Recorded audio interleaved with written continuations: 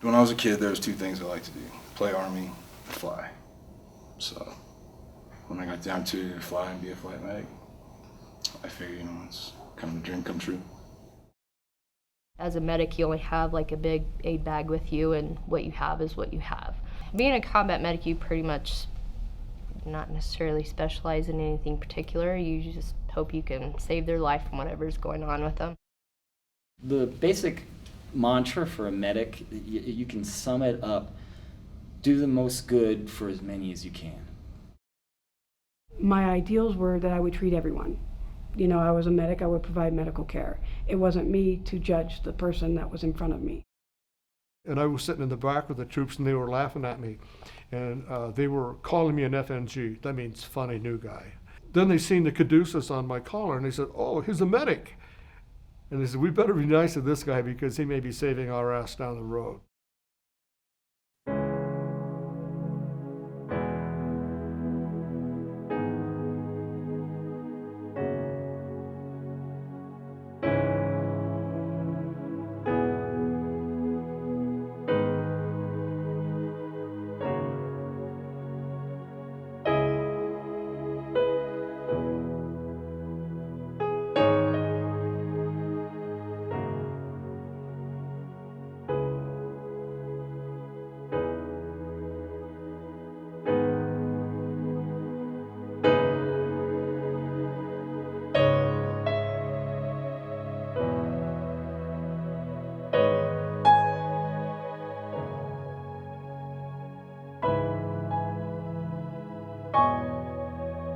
Well, I just graduated from high school, and I didn't have the money to go to college, and I was kind of a patriotic soul, so I joined the service. I figured that I could get some education and also serve my country.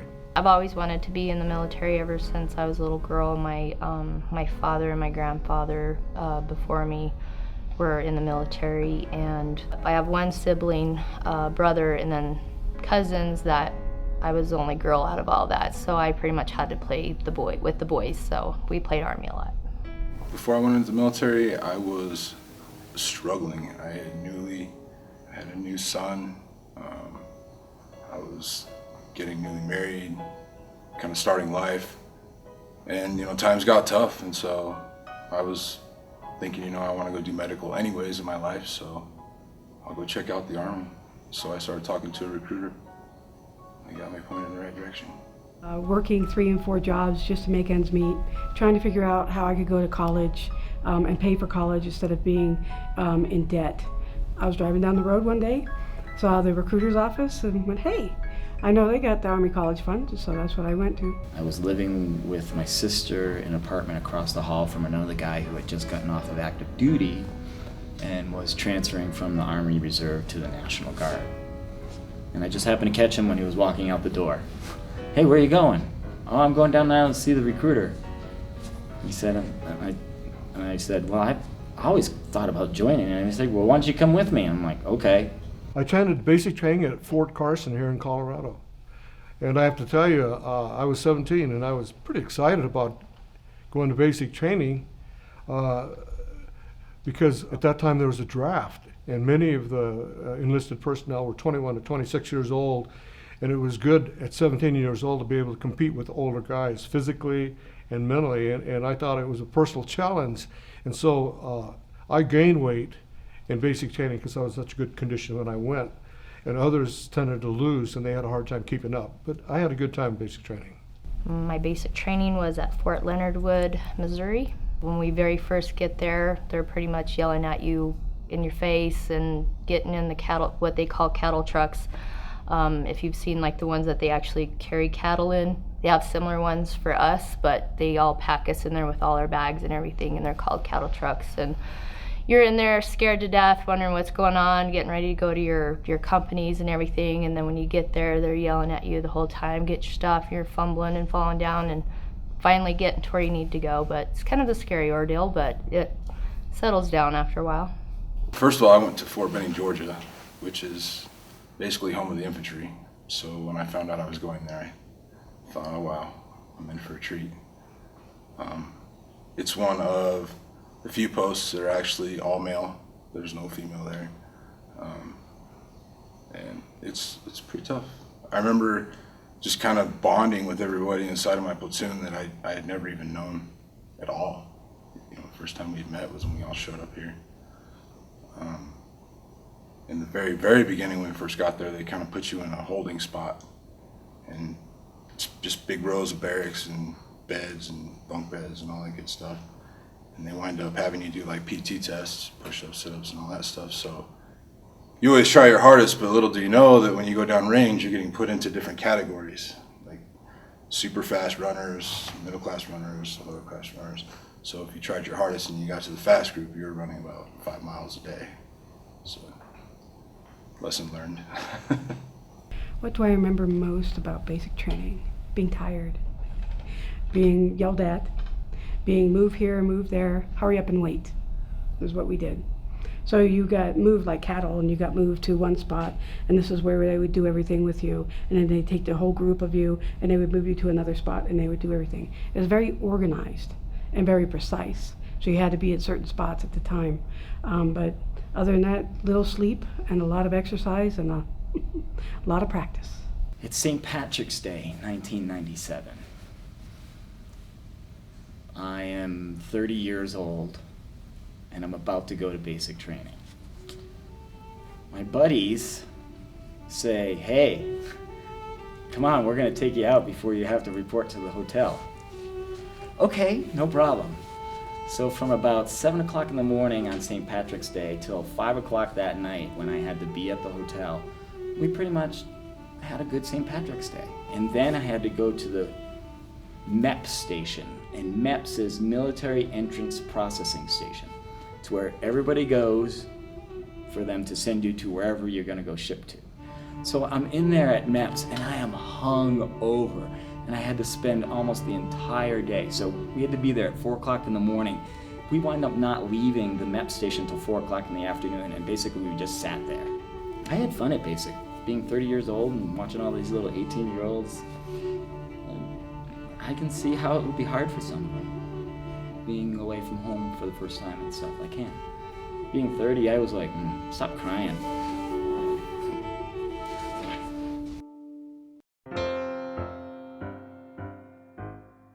We flew our entire unit of personnel to a place in Japan. It was right outside of Yokohama, called Kashini Barracks. And Kashini Barracks had been a R&R camp from when the Korean War was really at its peak, but it still existed there. So we took this R&R camp and we're going to make it into a general hospital. We were there in December, I think about the 15th of December, 1965.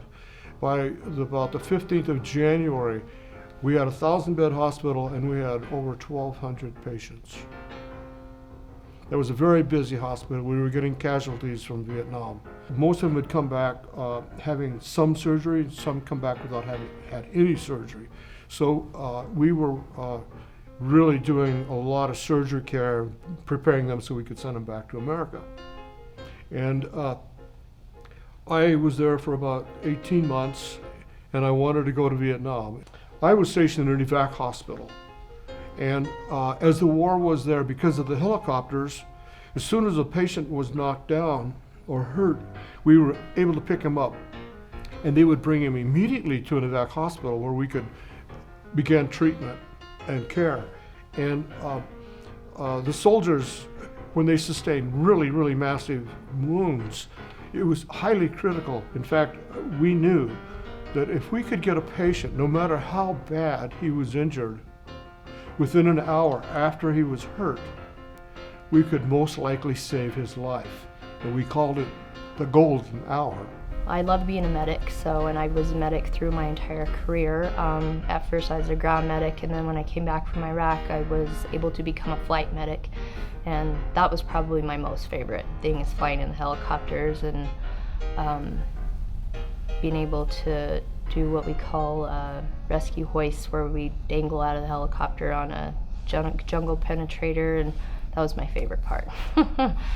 When I was there in Iraq, my role was a medic, and depending on what we had going for the day or whatever. Sometimes we'd go out on missions, on convoy missions, and other days that we'd stay back and either be what we call ambulance, where we drive the ambulance to go pick up patients from the helicopters and bring them into the hospital that we were at. And we were stationed with the 21st Cash out of Fort Hood, Texas. And then if we weren't doing the ambulance part of it, we were doing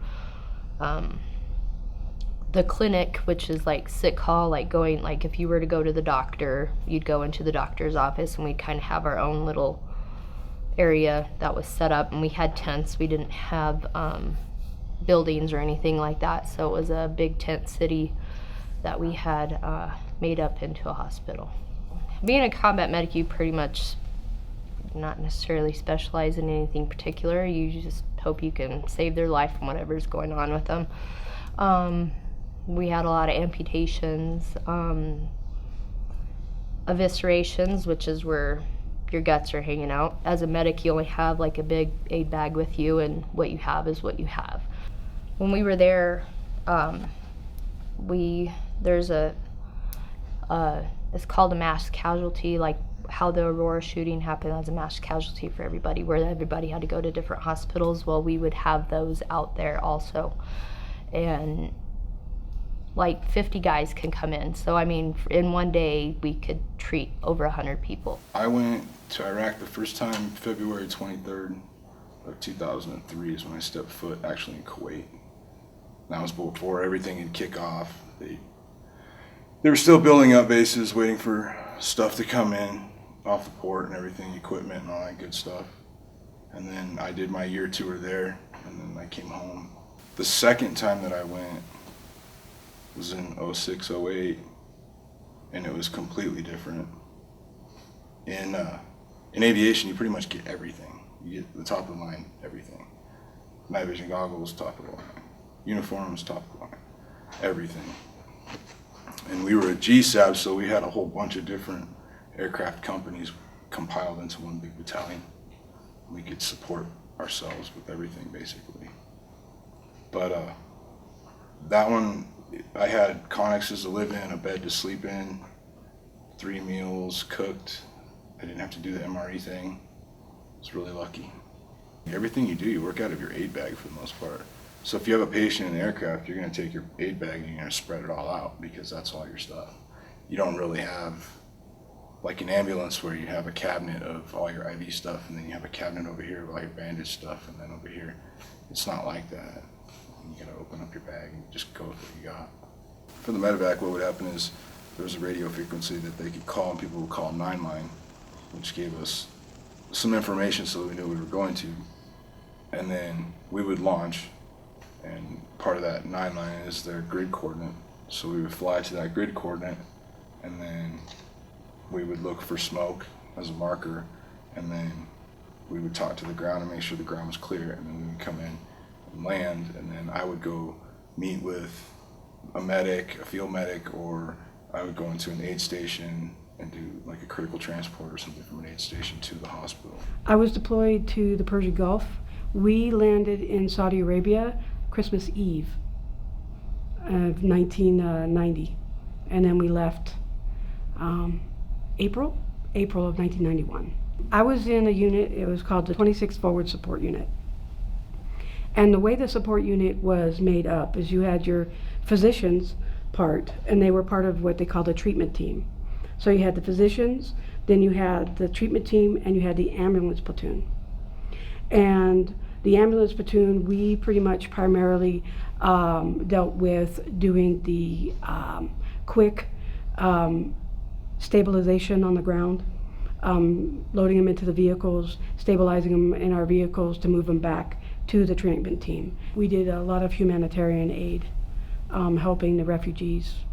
And so I got a lot of practice with helping birthing babies and getting to see, little kids. They would find the cluster bombs that we had deployed out, and they were primary colors of red, blue, and yellow, and they were hand size. So the kids would pick them up and start to play with them, and all of a sudden they would blow up, and they would be injured. So they would, they would come in and we'd patch them up, fix them up. A lot of the kids would come up to our vehicles and ask for candy.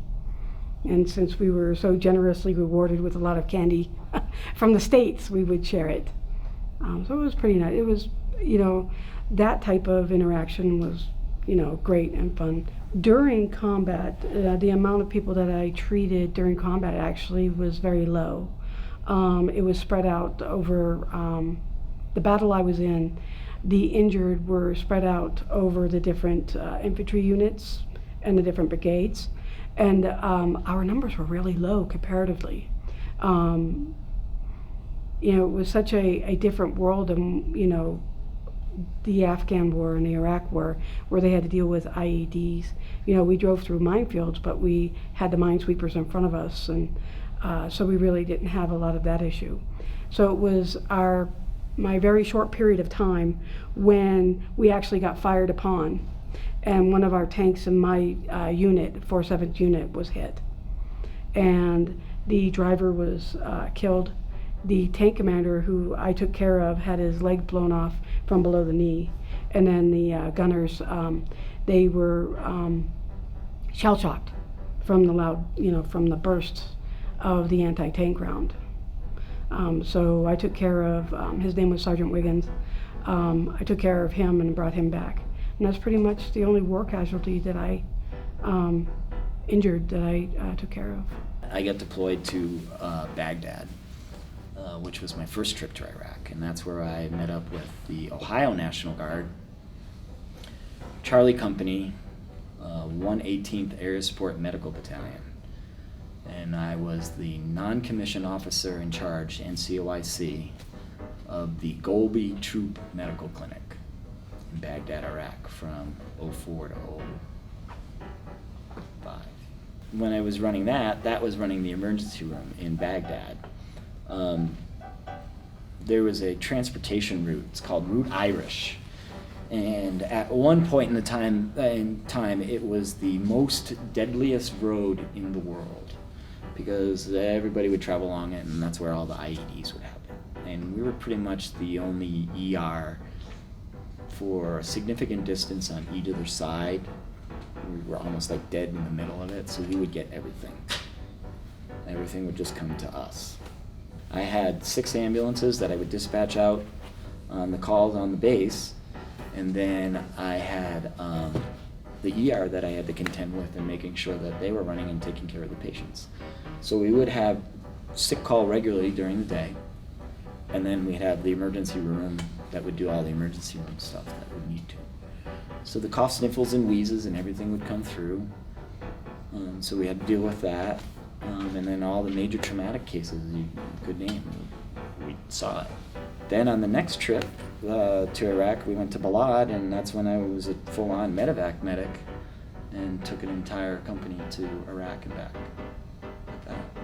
And that's a total different skill set with going back to flying into picking up patients with the equipment that you have in the helicopter.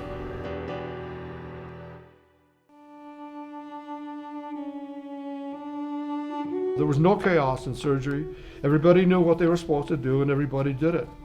And days and nights for weeks on end, we were overwhelmed with casualties. To tell you about some of the casualties that we took, I have to mention this one individual. His name was Rory Bailey. Bailey had just turned 20 years old.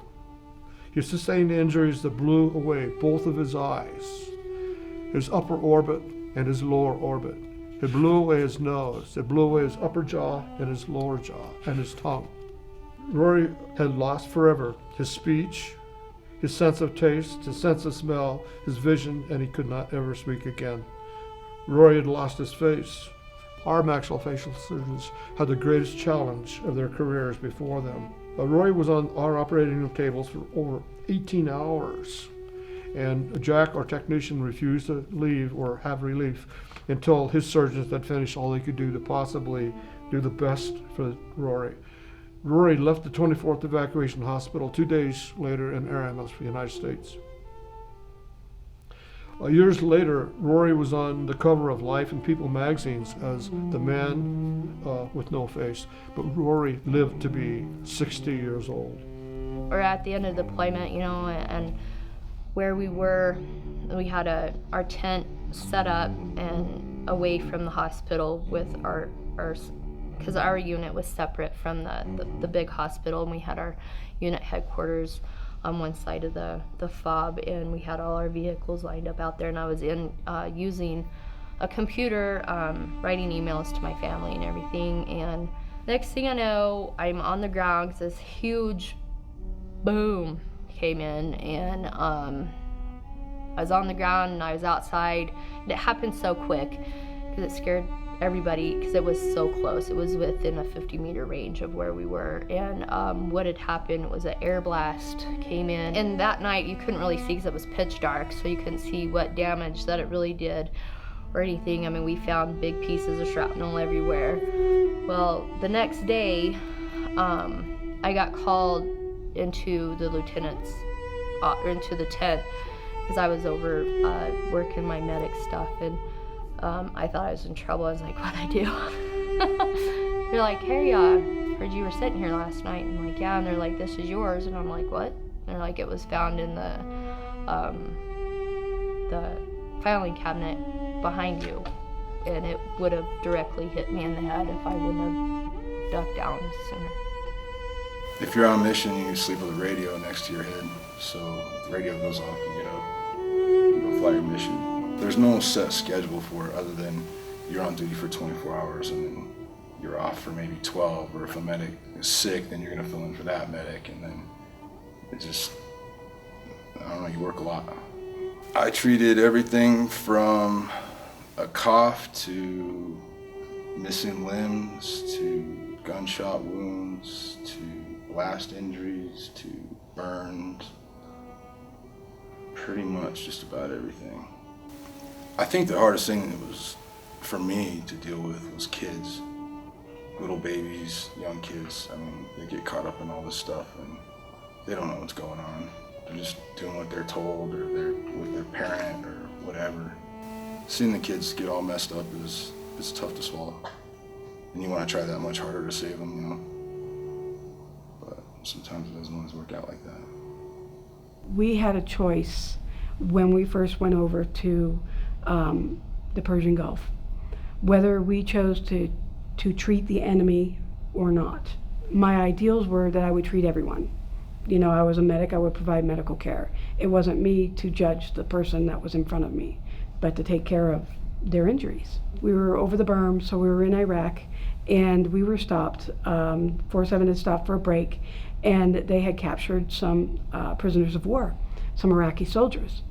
And one of the Iraqi soldiers, the officer, was injured. So we get out our litter and everything, and we bind his wounds, and we get him on the litter, and we get everything done. And one of the soldiers say, excuse me, ma'am. I said, yes, because, they spoke Iraq. And he goes, he doesn't want you in that vehicle when he goes. And I pointed to my vehicle. I said, that vehicle? And he says, yes. And I said, but that's my vehicle. Where that vehicle goes, I go. And he says, yes, but you're a woman, and he doesn't want you on that vehicle. And so I pointed to the side and I said, do you see my name on that side of that vehicle? And he says, yes. I said, it's my vehicle. I go where it goes. And he goes, well, he doesn't want you to. I said, well, that's fine, because he doesn't have to go. So I bent down and I just lifted the litter and rolled him back onto the sand, picked my litter up and started walking back to my vehicle. Well, lo and behold, what did he do? He changed his mind. And so I was able to, we were able to put him back on the litter, and I looked at my tank commander, Sergeant Perkins, and I looked at him and I said, you get to take care of him, I will drive. There was a Romanian national who had become a U.S. citizen and was in the New York Army Reserve. His name was Sergeant Caitlin Dima. This happened on a Saturday. That morning, Sergeant Dima had got promoted to sergeant. He had actually gotten promoted that morning. He was 7 days away from going home. In the mortar attack, he was killed.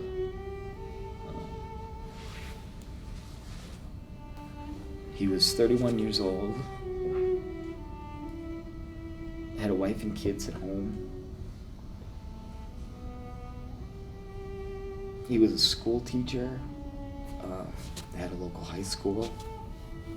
He came in with a whole bunch of other ones.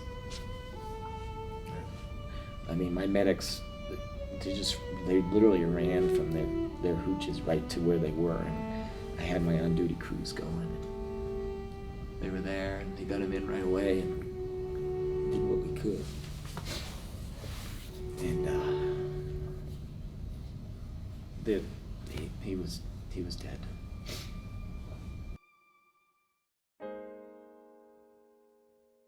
I did well up to my time in retirement, and the command was located.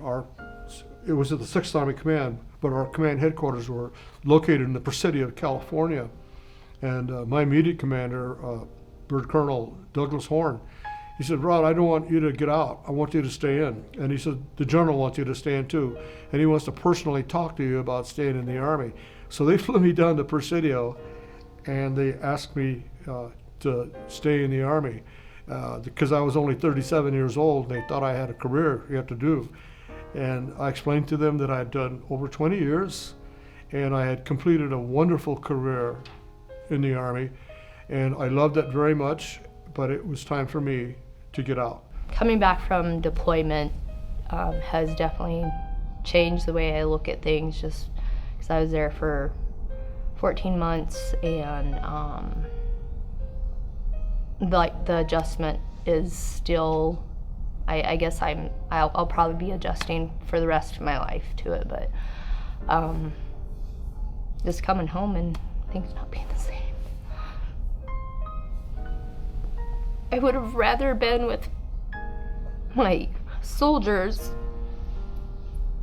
and helping them instead of being home, because I knew there was a war going on and I wanted to be over there with them. I didn't want to be home on the other side, not being able to do anything about it. And I guess that was my hardest thing coming home.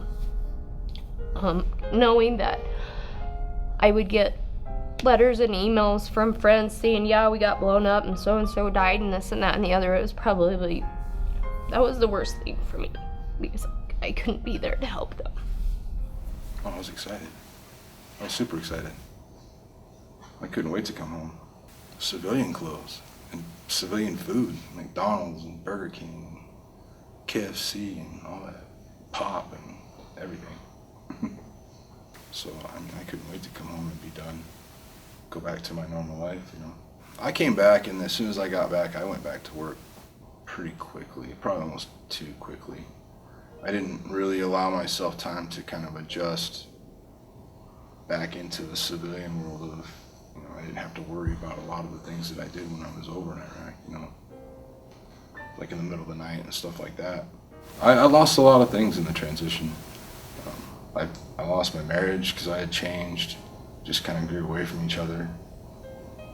It affected my kids. I'm still seeing, you know, problems with my kids in the mental health way, but it's a struggle, but it's cool. Like I said, I was excited to come home, but I didn't really foresee any of these problems coming up, you know, in the transition. Actually, when I got out of the military, I went right into college, and I graduated in 1997 as a respiratory therapist. So I've been doing it since then.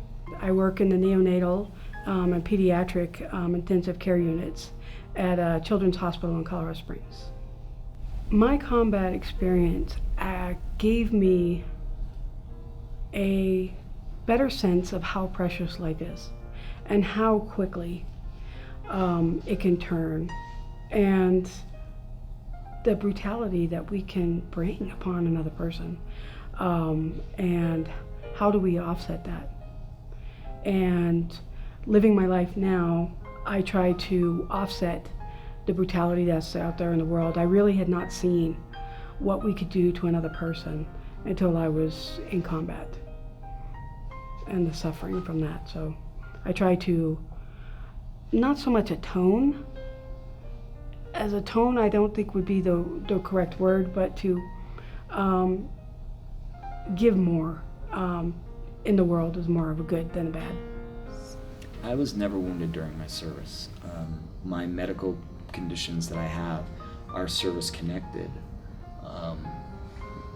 We found them while I was deployed in Iraq on my second trip. And basically wound up getting medically retired because of them eventually, but that's just the way it goes. I had some chest pain and went to the ER, and they found out that I had an aortic aneurysm in my aortic root that was being caused by a heart valve issue. So wearing the body armor and the extra weight and everything like that compounded the aneurysm and actually made it worse. So that was probably what the chest pain was the aneurysm getting a little bit worse. Can't fly with an aneurysm, so they put me out.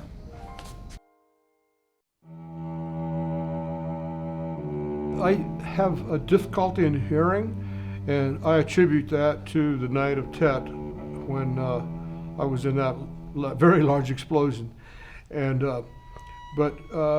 no, I'm very fortunate. I mean, I'm 77 years old, and a lot of people can't keep up with me. I was diagnosed with PTSD, and when I returned home and I went to the VA, and I was diagnosed at 30%. And at the time, I didn't really realize the way that I was being around my family and everything like that, but I was probably not the best person to be around. Last year is when I decided I needed to go and get help.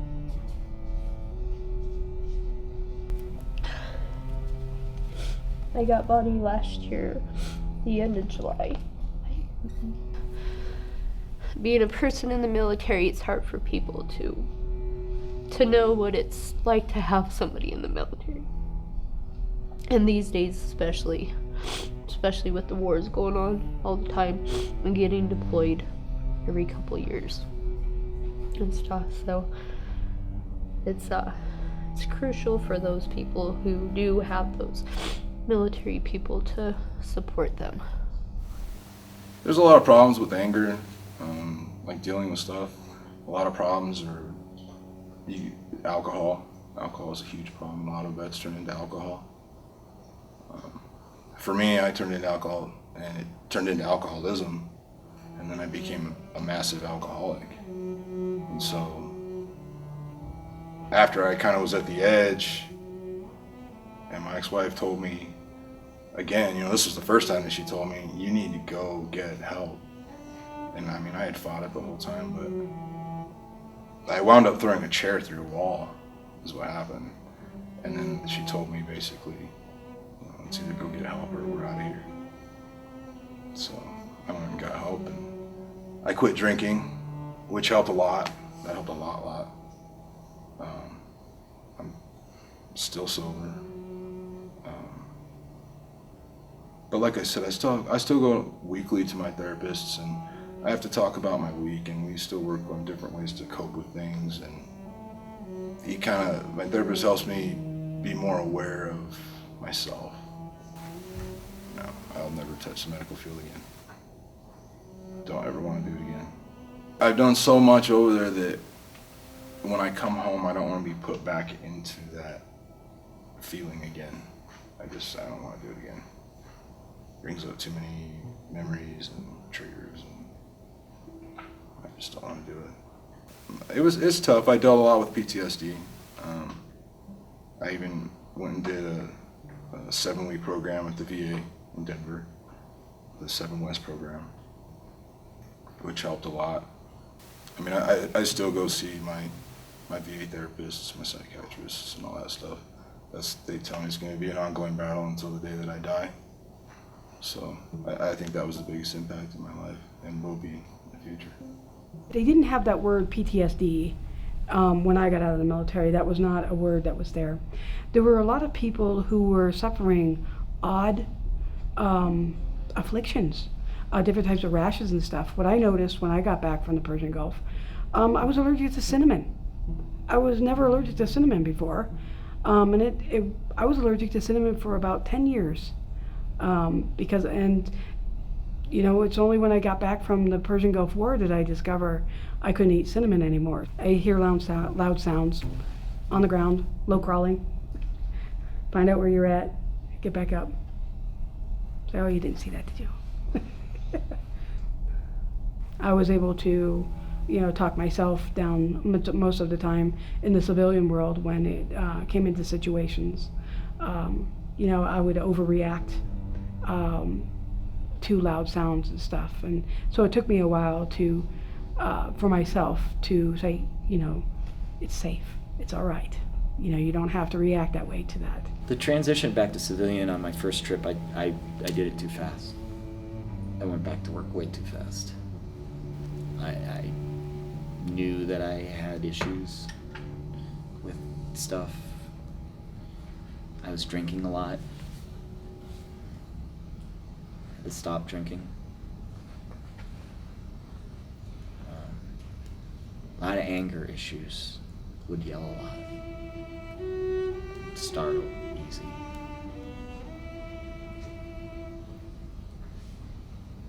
It was hard on my family. I guess you can say I kind of work with a group, mostly volunteer stuff, but called Canines Providing Assistance to Wounded Warriors, to try and change the laws about service dogs for people who have PTSD and traumatic brain injury.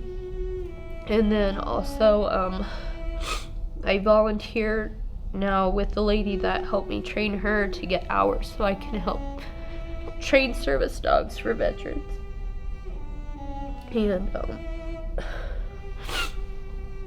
And I'm going to school for psychology to where I can hopefully graduate next year and then go do my PhD and help veterans with PTSD. I'm retired now, so I don't really have a job. I get to do kind of what I want at my own leisure. It's kind of nice. I ride my motorcycle a lot. I hang out with friends that are retired as well. Kind of keep each other company sometimes. Just kind of spontaneous. Maybe a road trip. Sometimes we get a wild hair and we decide to go on a road trip out of state or something, for a couple days. Just kind of spontaneous stuff, whatever you want to do. One of our warrant officers that worked with me at Fort Hood, when I was at Fort Hood, Texas, we were at the Troop Medical Clinic, and I was doing my regular rounds of doing vital signs and everything and talking to the patients and stuff. And she came up to me and she said, with your skills, the way you go about your tasks, you would make a really good respiratory therapist. Because I hadn't really thought about what I would be, probably a paramedic, it could be an EMT, ride the ambulance is always fun. So I looked into it, and I saw what a respiratory therapist was, and, read about it, and that really intrigued me, and that's what I've done since then. Hawk will recognize my anxieties and other issues with my PTSD. And his responses to that is to come up and either nudge my leg or he'll get in my lap if I'm sitting. So those are the two things that he does with that. And I just pet him then. And that helps with the symptoms. Had to go back to Boston, trained with him for 2 weeks, and came back, and he's been with me since. Good addition to my team. I needed somebody to be a battle buddy, to come hang out with me at the times when I'm not hanging out with other people. So Hawk does that and fills that void really well. He's a really good dog. And so I was discharged, and then I had to go to work. I was licensed as a physician assistant in the state of Washington, and I practiced medicine as a physician's assistant, and I worked mainly in surgery for 32 years, and I retired again. End of story. Knowing what I know now, would I join the military again today? That's a interesting question. It's funny you said that because my son's considering the military. Some days it's yes, and some days it's no. You know, I told him, I said, just make sure that you're going into the military for a purpose. Don't go into the military because it's the last thing you think that'll bail you out. You know, you have nothing else, so I'll just go in the military. I don't think that's the right reason. You'll go in and you probably hate the military. And again, I would join. The experiences that I had in the military, even with going to war, really molded me in the way that I am today. You can do anything if you really put your mind to it. If you have the desire and the compassion and persistence, you can do anything, and the military will let you do anything. I would. I think the military is one of the best things anybody can do. It teaches you respect and discipline, and if you like it, then continue to do it. Yeah, I'd serve again. I wouldn't have a problem. A lot of the things I tell people that come to me nowadays and ask me, hey, I want to join the military, what do you think? I'm like, okay. So if you're going to join the military, just get something out of it. Something that you can do. Something that you can use. Not a really big call for riflemen when you get out of the infantry. But if you go in with a sense of purpose of, you know, you want to go to school, or you want to get this job training and then go to school, I think that's good. I think it's great. I think it's an awesome thing. We do a lot of good stuff. Keep your head down and your mouth shut. Stay behind the other person if you can, out of the way of the drill sergeant. Learn everything you can. Take everything in, and you know, keep to your goals. Follow the rules.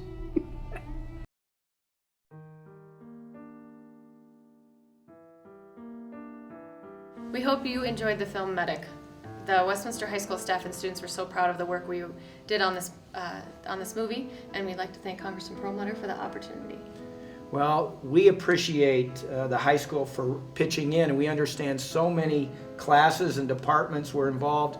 This is the fourth in a series of films that we've done as part of the Veterans History Project, which is a project sponsored by the Library of Congress as part of their American Folklore and Folklife series.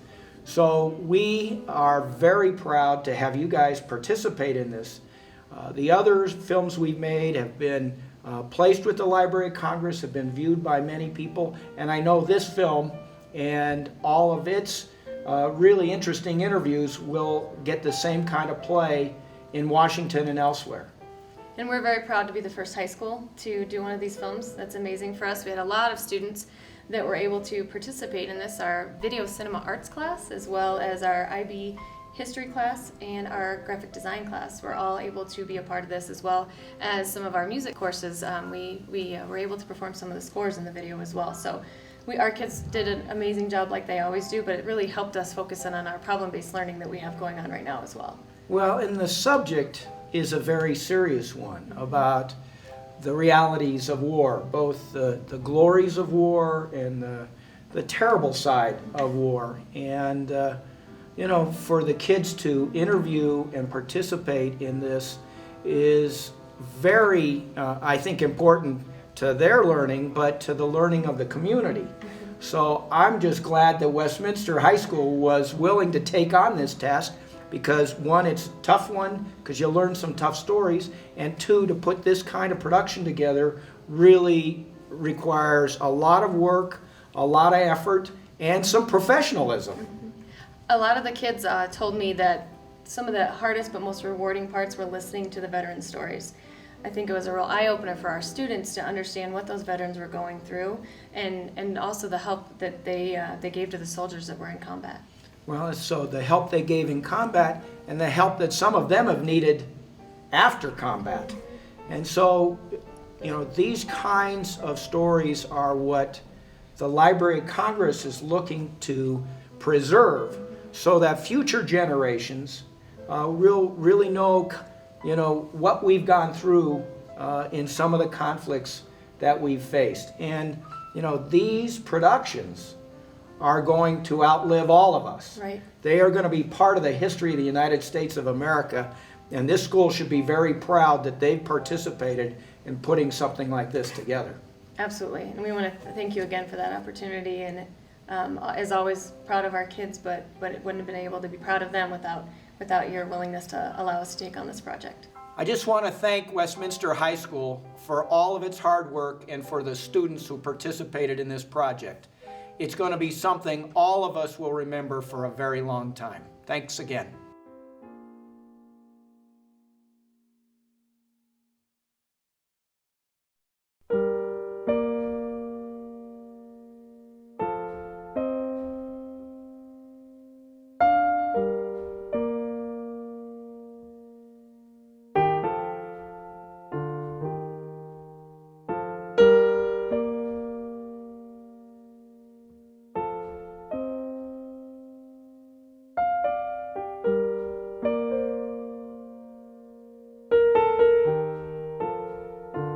I went to a reunion a couple years ago where our unit got together, and I was talking with one of the lab technicians, and I said, I cannot believe how you kept up with the blood. We use gallons and gallons of blood, sometimes on one patient. And he said, we had our way. And I said, what was the way? I had forgot, but near where our hospital was located was a place called LBJ. That was Long Bend Jail. And it was where the bad boys of the Army that that did bad things, stealing, AWOL, or any other thing, violation that they could have done, that's where they were sent to jail. Now, if the guys would agree to give a unit of blood, they got a little extra special privilege or something. So I had this steady flow of blood coming in all the time from young, healthy bad guys. So we had a steady amount of blood. I was talking to my mom. I can't remember when it was. Mother's Day, Easter, just a Sunday. Talking to her on the phone, and all of a sudden we got mortared. And they just came flying in. And she's like, oh, what's that? And I'm like, oh, sorry, Mom, we're getting mortared. Gotta go, bye. Right, and so now with modern technology, we've got that kind of an issue. Hi, Mom. Yeah, it's great. Yeah, everything's going. Oh, sorry, I might get killed. Talk to you later. Well, I had an opportunity to drive one of our physicians around to the other different units. And I would see the different units walking around with Pepsi. I would go into their little, meal tent, and they would have different types of cereals. They didn't only have chicken soup for the cup of soup.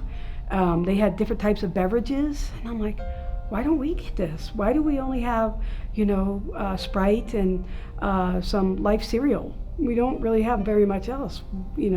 As our supply guy, not very good. So at the different units, I would see everybody have this, and I was wondering what was going on. Well, during our time, everybody would be losing weight except our cooks. But we didn't think about it too hard. We just thought maybe, because they cooked their meals, they always were able to eat their meals. And one day, one of the burners got a little too close to the side of the tent, and the tent started to burn. And the quarters for the cooks were at the back of that tent. They were blocked off, they had some privacy and everything. So their bunks and all of their equipment was at the back of that tent. So of course they yelled, fire, fire, come and help the fire. As we went in to save their equipment, we would turn over their bunks to get their equipment. There were cases of Pepsi, cases of cereal, of Captain Crunch, and different types of cereal.